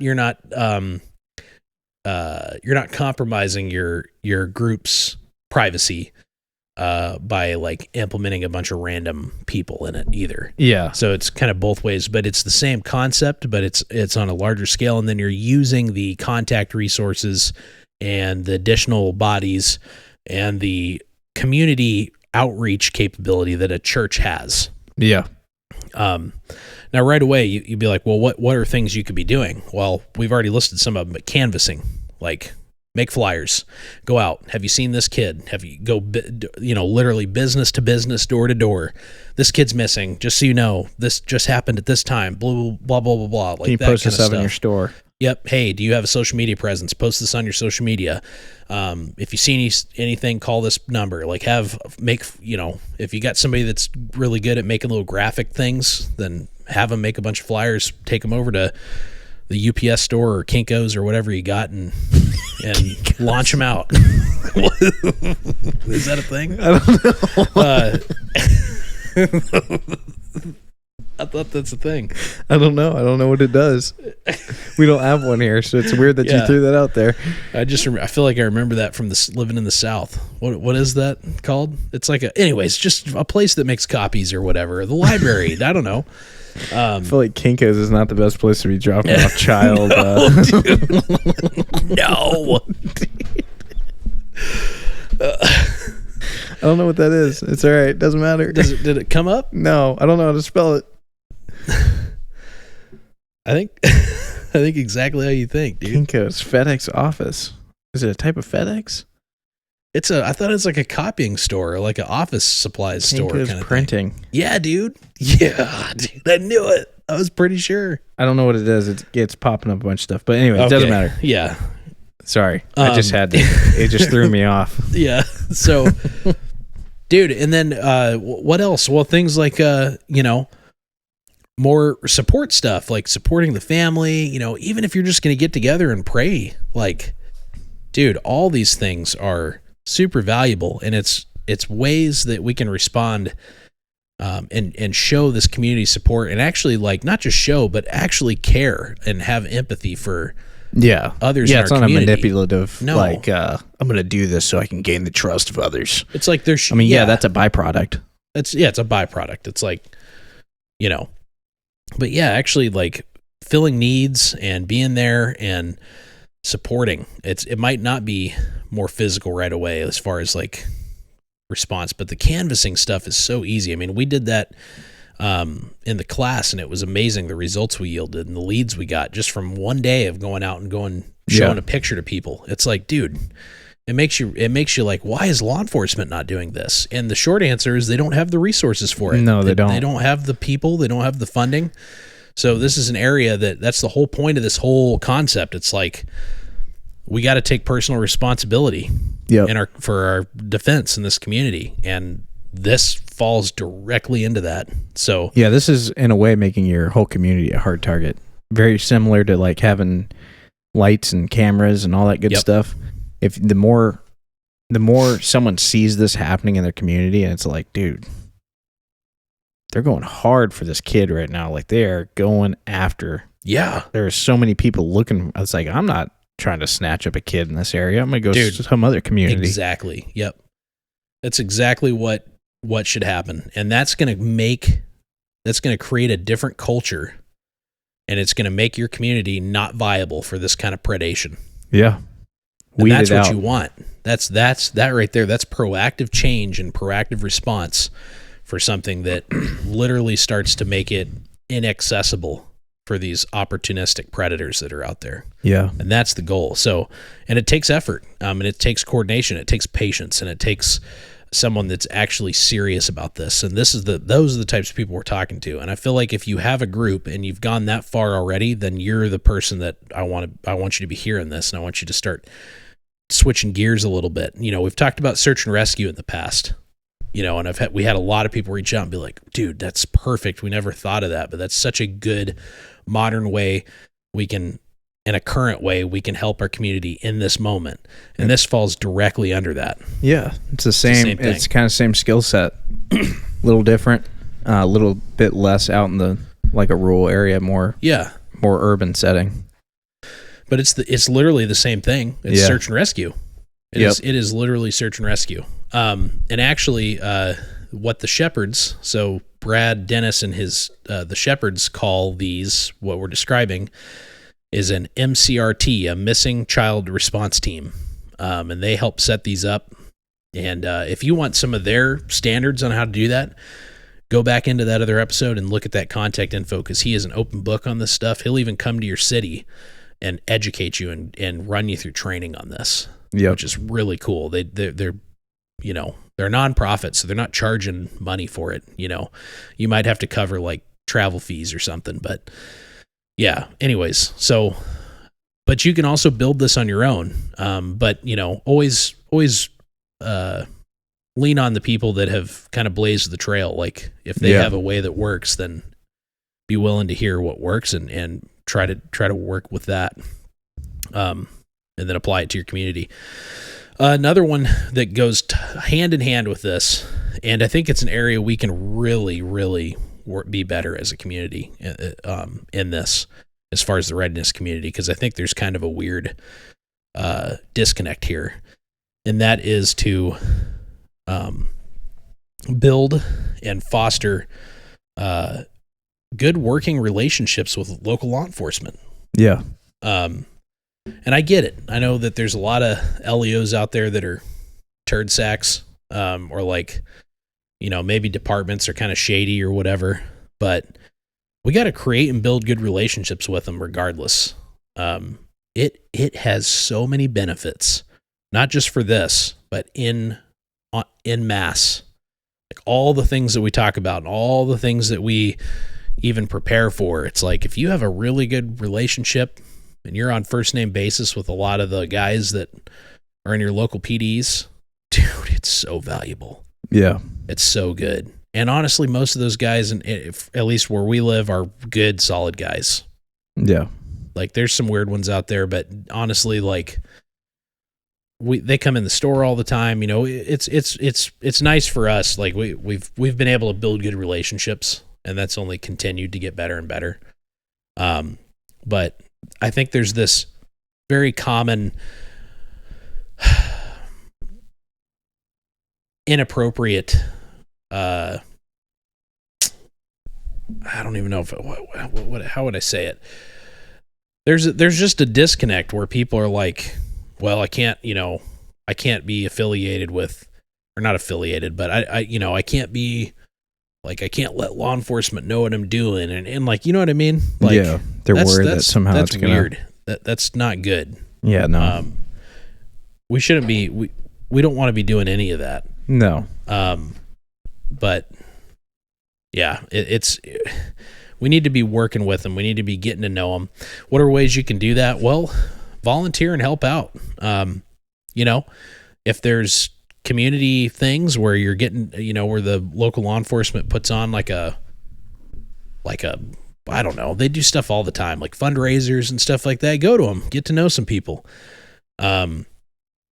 If there's events where they're trying to raise money for, a law enforcement family member with cancer, whatever it is, there's all kinds of ways you can help good, solid people within the law enforcement community. And also the EMS, also like local fire and stuff like that. And I think that's really good. Honestly, a lot of those guys just, they're underpaid and overworked. And yeah, they want to, they're a part of this community too.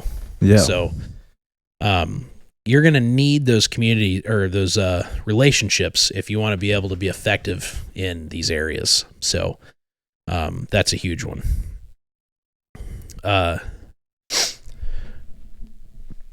Excuse me.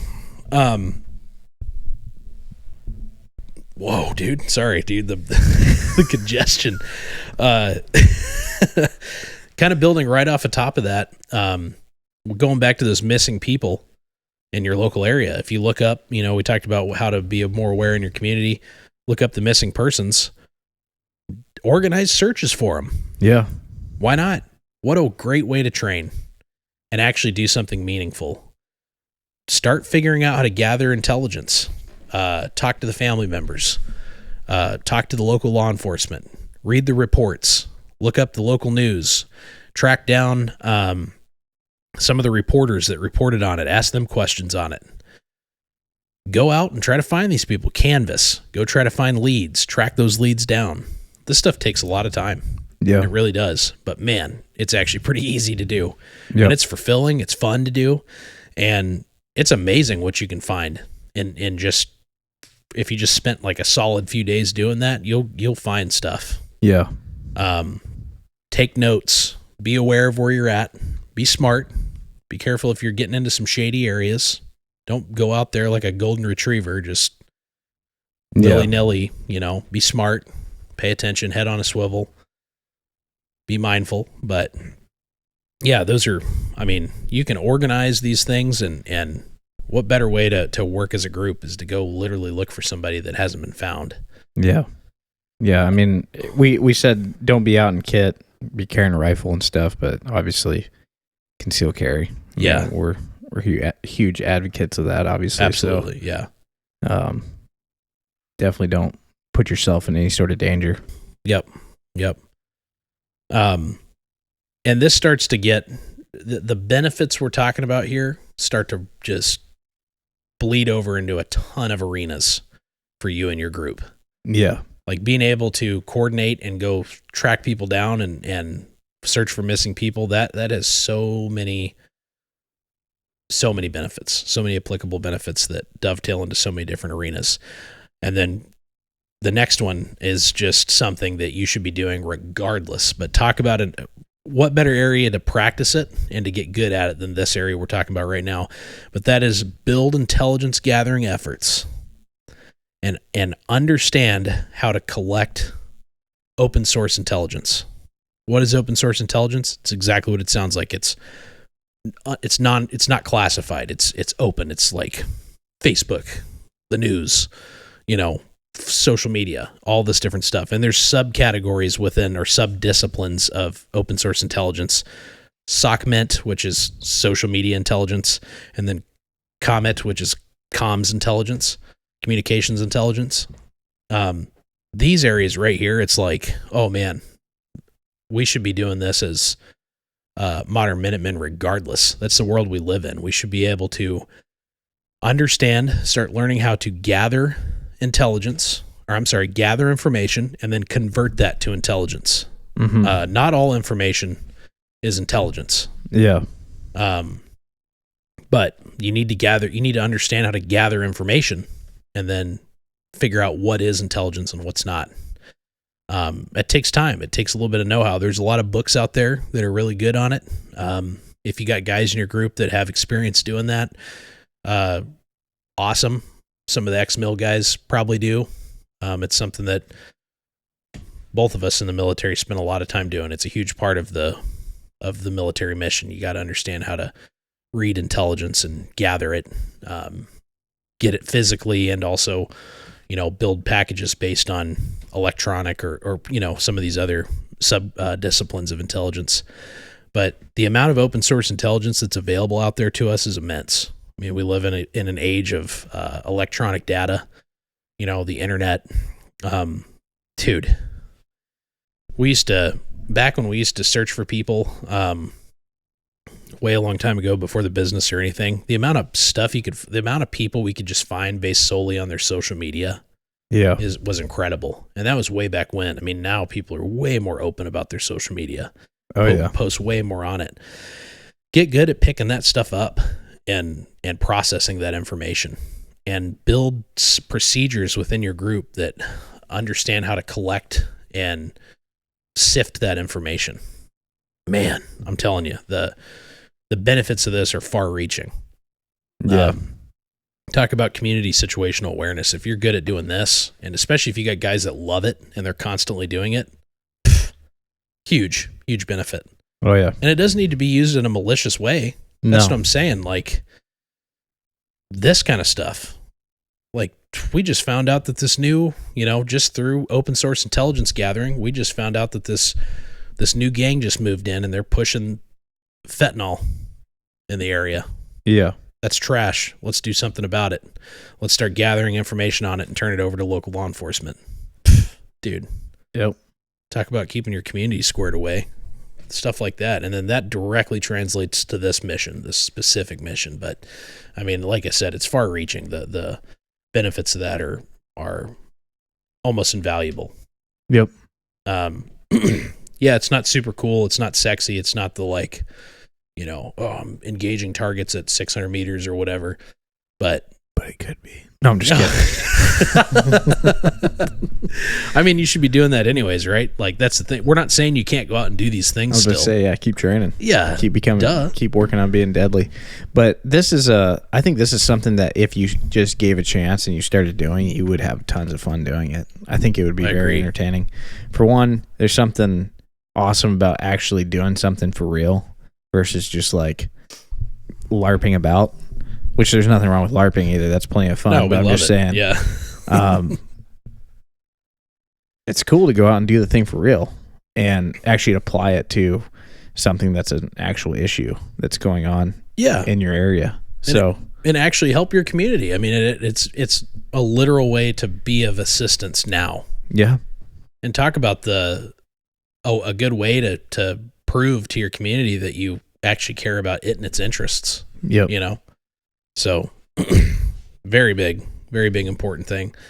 The other thing too is, don't be a weirdo and just take this information and just absorb it and like lock it away and like hold it against people or whatever. Like, make it available to law enforcement. Go back on those conversations that you've built. Yeah. Be smart about it. I mean, Yeah, at first you might get some like I guess lack of motivation as far as like what you found and stuff like that. But if you can actually pull through some successes, they're going to be way quicker to be like, they're going to come to you.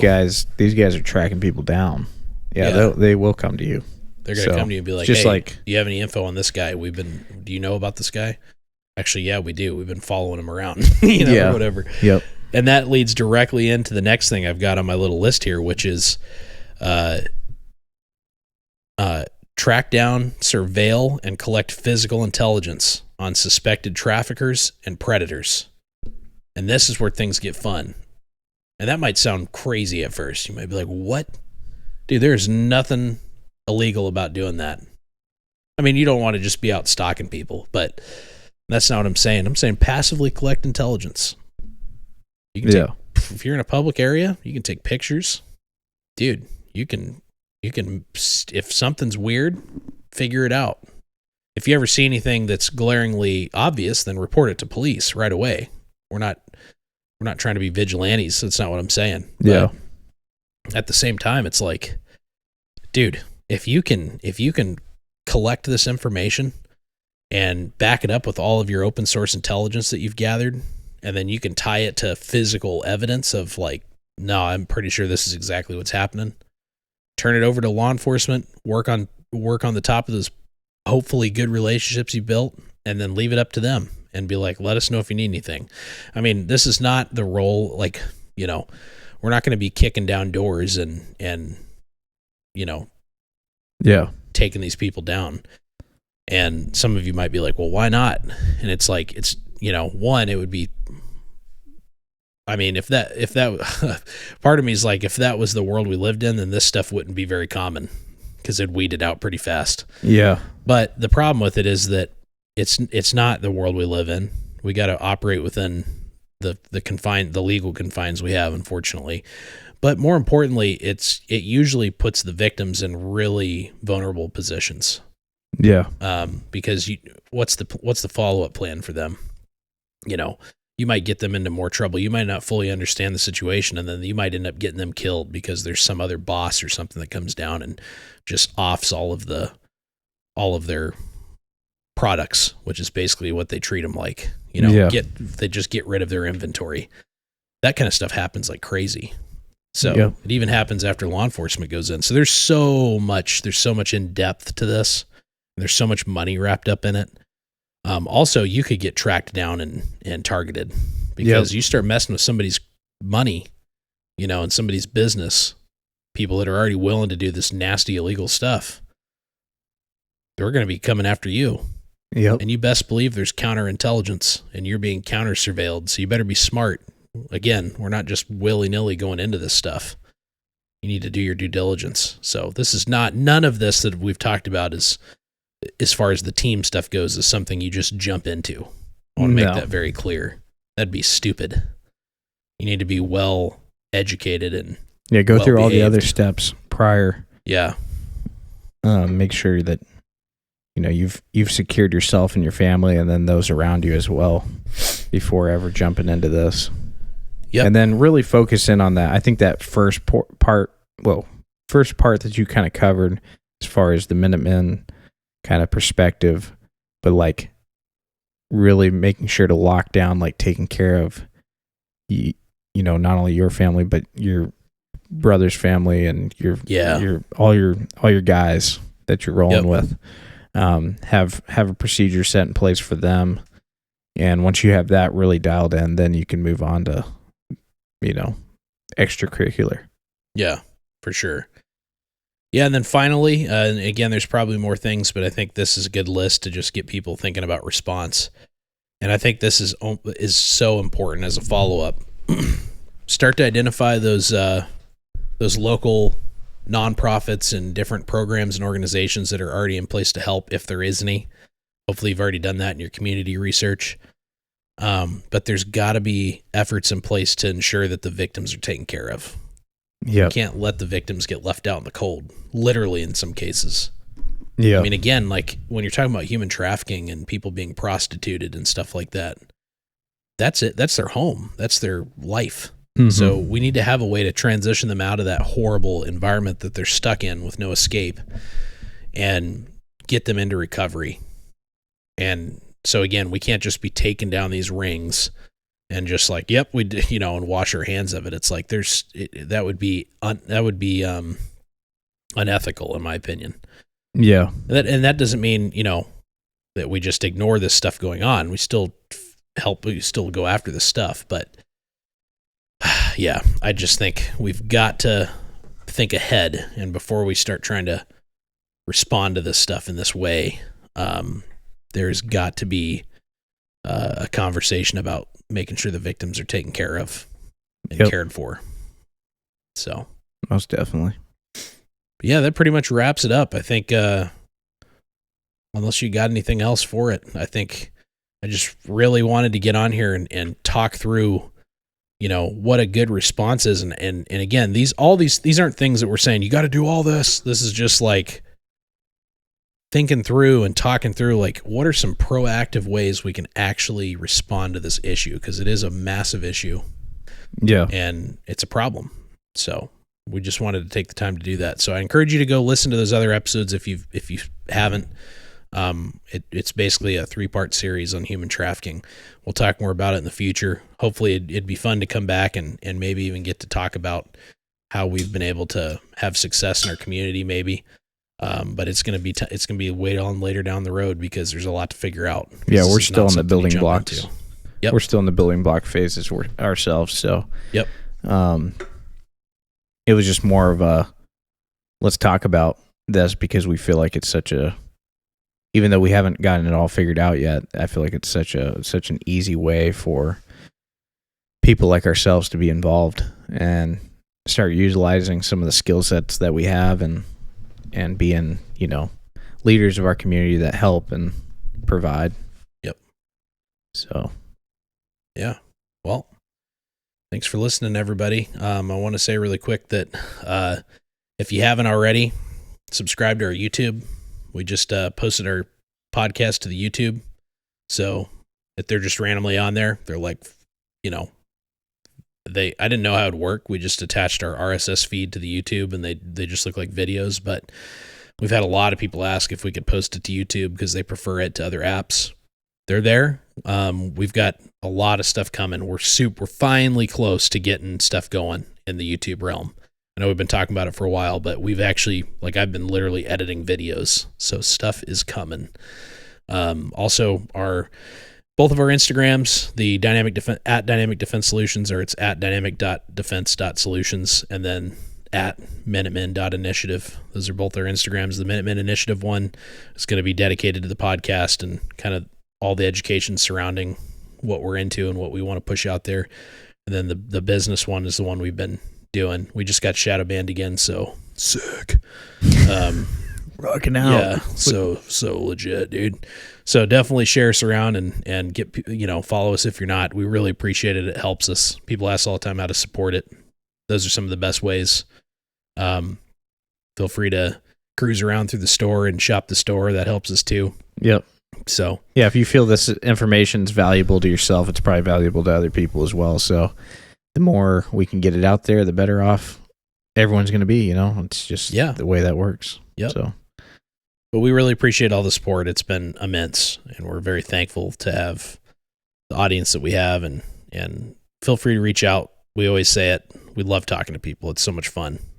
We've met some really cool and legit people just because they listen to the podcast and they reach out and Steven and I are always, it might take us a little bit to respond, but we love to talk to people. So DM us, shoot us an email, whatever. But yeah, again, really passionate about this topic. Please share it around. It's amazing how many people don't know about it and don't understand it fully. So if you could do us the favor of sharing these episodes, these last 3, I think it would be really good to get them out there. And any other information. I don't care who's doing it, as long as it's good, solid information about this topic. Let's get it out to people and make people aware of it.